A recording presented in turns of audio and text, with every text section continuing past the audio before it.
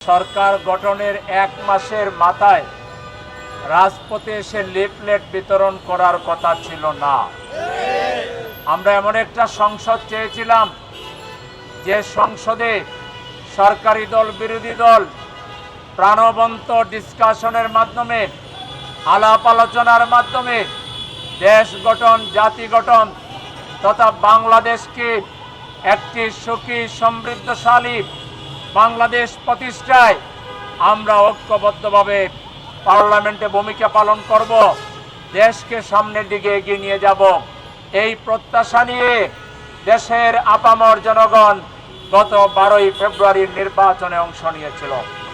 কিন্তু দুঃখের বিষয়, একই অধ্যাদেশের মাধ্যমে দুটি নির্বাচন হয়েছিল, একটি জাতীয় সংসদ নির্বাচন, আরেকটি হলো জুলাই সনদ বাস্তবায়নের পক্ষে হা ভোট অথবা না ভোট। আপনারা জানেন দেশের 70% মানুষ জুলাই সনদ বাস্তবায়নের পক্ষে হা ভোট দিয়ে যে রায় দিয়েছে, সেই গণরায়কে বর্তমান ক্ষমতাসীনরা মানতে চাচ্ছেন না। তারা গণরায়কে ছিনতাই করতে চাচ্ছে।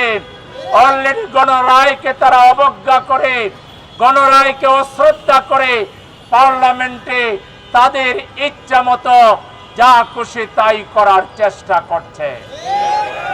এই গণরায়ে একটি স্বাধীন বিচার বিভাগের কথা বলা হয়েছে, বিচার বিভাগের পৃথক সচিবালয়ের কথা বলা হয়েছে, যেটা বিএনপি তাদের নির্বাচনী ইশতেহারেও বলেছে, বিএনপি যেটা তাদের 31 দফায়ও বলেছে।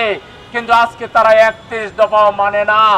এখন তারা ইশতেহারও বলে গিয়েছে সংবিধানের দোহাই দিয়ে বিগত ফ্যাসিস্ট আমলে যেভাবে আয়নাগর বানানো হয়েছিল, যেভাবে জুলুমের রাজত্ব কায়েম করা হয়েছিল, একই পথে বিএনপি পা বাড়িয়েছে।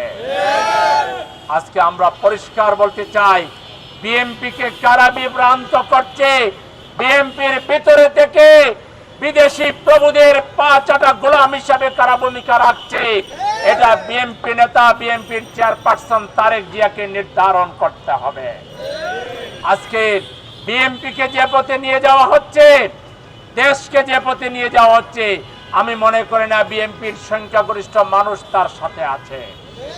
আজকে জাতিকে বিভ্রান্ত করা হচ্ছে, বিএনপিকে বিভ্রান্ত করা হচ্ছে, দেশকেও বিপথে পরিচালিত করা হচ্ছে।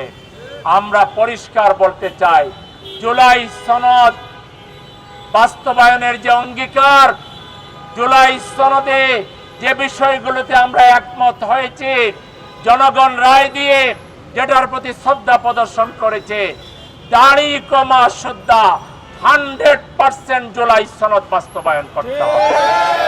নচেত আজকে থেকে আন্দোলন শুরু হলো, আমরা এরকম মিঠা মিঠা আন্দোলন করব এটা মনে করার কোনো কারণ নাই।